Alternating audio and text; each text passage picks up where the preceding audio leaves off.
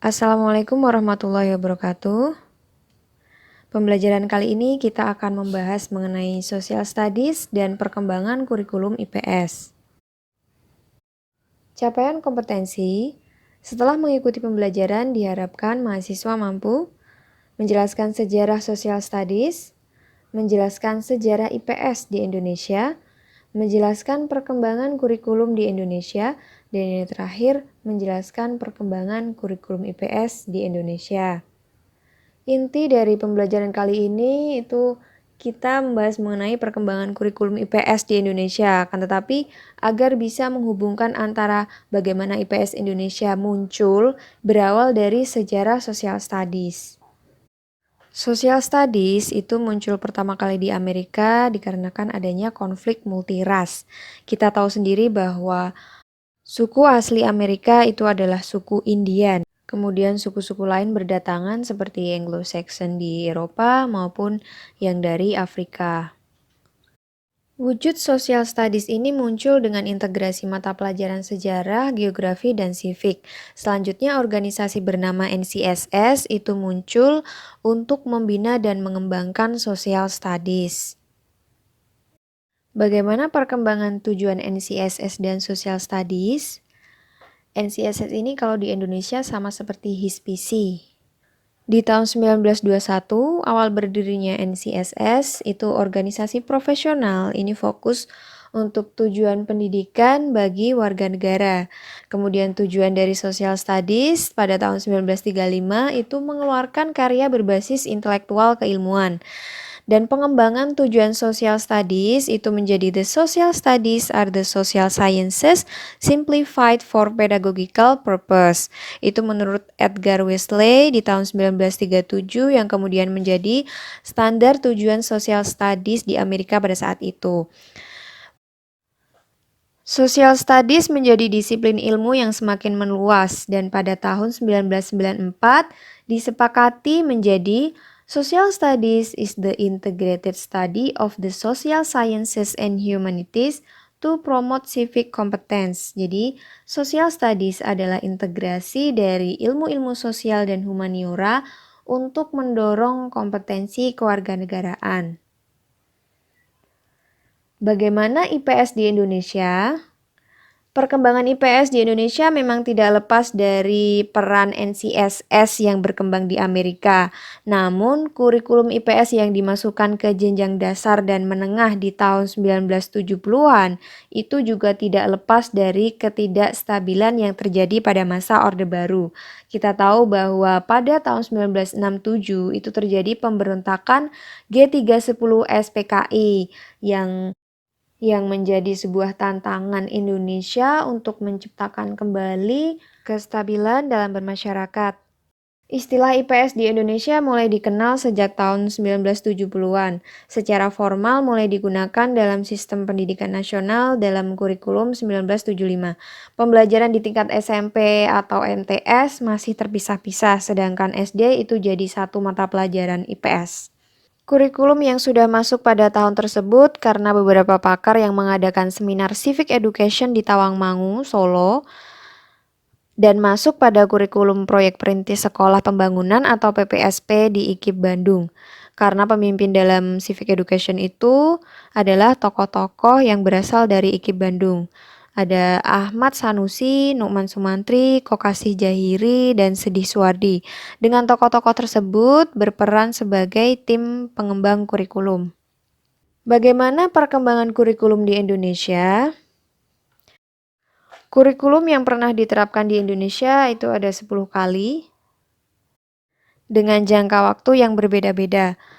Kita bahas langsung satu persatu. Yang pertama kurikulum 1947 atau dikenal dengan Rencana Pelajaran 1947. Orientasinya adalah pendidikan watak, kesadaran bernegara, dan bermasyarakat. Selanjutnya kurikulum 1952 yang berupa rencana pelajaran terurai 1952. Ciri-cirinya adalah setiap rencana pembelajaran harus memperhatikan isi pelajaran yang dihubungkan dengan kehidupan sehari-hari. Lalu kurikulum 1964, rencana pendidikan 1964 yaitu menerapkan program Pancawardhana yang berisi mengembangkan moral, kecerdasan, emosional atau artistik, keprigelan, dan jasmani. Kemudian kurikulum 1968, pendidikan ditekankan untuk membentuk manusia Pancasila sejati. Mengingat pada tahun itu terjadi pemberontakan PKI dan pergantian Orde Lama ke Orde Baru, sehingga memang benar-benar Pancasila itu harus ditanamkan pada warga negara Indonesia. Perubahan dari Pancawardhana menjadi pembinaan jiwa Pancasila, pengetahuan dasar, kecakapan khusus. Dan kurikulum pada 1968 ini lebih bersifat teoritis. Lalu kurikulum 1975, nah ini adalah awal IPS itu masuk ke sekolah-sekolah. Setiap satuan pelajaran dirinci menjadi tujuan instruksional umum dan tujuan instruksional khusus. Guru mulai disibukkan dengan urusan administratif. Kurikulum 1984 atau dikenal dengan kurikulum 1975 yang disempurnakan. Ini mengusung proses skill approach, cara belajar siswa aktif dan student active learning. Jadi sudah mulai memusatkan pembelajaran itu kepada siswa. Yang ketujuh, kurikulum 1994 atau dikenal dengan suplemen kurikulum 1999, perpaduan kurikulum 1975 dan 1984. Ini ada muatan nasional dan muatan lokal. Kurikulum 2004 atau istilah KBK, kurikulum berbasis kompetensi, menekankan pada ketercapaian kompetensi siswa baik secara individual maupun klasikal, berorientasi pada hasil belajar learning outcomes dan keberagaman. Kurikulum 2006 atau dikenal dengan istilah KTSP, kurikulum tingkat satuan pendidikan. Ini adanya penetapan SK dan KD, standar kompetensi, kompetensi dasar. Guru dituntut untuk mampu mengembangkan dalam bentuk silabus, penilaian dengan kondisi sekolah dan daerahnya masing-masing. Nah, yang terakhir itu kurikulum 2013. Menghasilkan insan Indonesia yang produktif, kreatif, inovatif, afektif melalui pengamatan sikap, keterampilan, dan pengetahuan yang terintegrasi. Itu tadi gambaran secara umum kurikulum yang pernah diterapkan di Indonesia.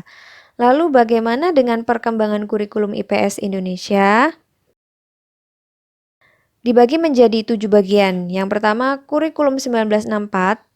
IPS itu tampak pada sejarah Indonesia dan geografi. Memang IPS secara satu kesatuan mata pelajaran itu belum ada di tahun ini. Yang kedua, kurikulum 1968, IPS masih diwakili dengan sejarah, geografi, dan ekonomi. Ada perubahan nama pelajaran civics menjadi kewarganegaraan. Kurikulum 1975 dan 1984. Istilah IPS mulai muncul pada Seminar Nasional tentang Civic Education 1972 di Tawangmangu, Solo. Menurut Winata Putra, dalam seminar ini muncul 3 istilah, pengetahuan sosial, studi sosial, dan ilmu pengetahuan sosial. IPS masuk pada tahun 1972 sampai 1973 pada proyek Perintis Sekolah Pembangunan IKIP Bandung. IPS diartikan sama dengan kewarganegaraan. Untuk jenjang SD disebut mata pelajaran IPS, sedangkan jenjang MTS atau SMP masih menggunakan pendekatan terpisah. Kurikulum 1994 sama dengan kurikulum sebelumnya, untuk tingkat dasar, IPS adalah mata pelajaran tersendiri yang merupakan gabungan dari ilmu bumi atau geografi, sejarah, dan ekonomi. Untuk MTS, itu masih diajarkan secara terpisah dengan alokasi pelajaran 2 jam pelajaran per minggu meliputi geografi, sejarah, dan ekonomi. Jadi sosiologi tidak ada di kurikulum 1994 maupun di 1975. Kurikulum 2004, IPS SD berubah menjadi pengetahuan sosial. Untuk pengajarannya masih sama dengan kurikulum sebelumnya. Kurikulum 2006 atau KTSP, IPS disusun secara komprehensif dan terpadu menuju keberhasilan dalam bermasyarakat. Tercantum dalam standar kompetensi dan kompetensi dasar. Jadi di kurikulum 2006 inilah IPS di SMP maupun MTS itu sudah tersusun secara terintegrasi. Dan yang terakhir, kurikulum 2013. IPS disusun secara terpadu. Capaian kompetensi tercantum dalam kompetensi inti dan kompetensi dasar, dan pembelajaran menggunakan pendekatan saintifik. Apa bedanya IPS di kurikulum 2006 dan kurikulum 2013? Padahal keduanya sudah menggunakan pendekatan integrasi. Di sini sudah terlihat perbedaan dari kurikulum 2006 dan kurikulum 2013. Perbedaan pertama adalah perbedaan penggunaan istilah. Kalau kurikulum 2006 menggunakan istilah standar kompetensi, jika kurikulum 2013 menggunakan istilah kompetensi inti. Namun pada dasarnya sama, yaitu terkait kompetensi atau tujuan pembelajaran yang ingin dicapai. Kedua, kita lihat dari perbedaan isi. Ini adalah standar kompetensi dan kompetensi dasar kelas 7 semester 1 di kurikulum 2006 itu memahami lingkungan kehidupan manusia. Sedangkan di kompetensi inti kurikulum 2013 itu berbunyi memahami pengetahuan secara faktual, konseptual, dan prosedural berdasarkan rasa ingin tahunya tentang ilmu pengetahuan, teknologi, seni, budaya, terkait fenomena dan kejadian tampak mata. Redaksionalnya cukup panjang ya. Bisa kita lihat standar kompetensi kurikulum 2006 itu memahami lingkungan kehidupan manusia. Jelas. Sedangkan kurikulum 2013 ini luas ya, memahami pengetahuan terkait teknologi, seni, budaya dalam fenomena dan kejadian tampak mata. Nah, ini luas sekali ya kompetensi intinya.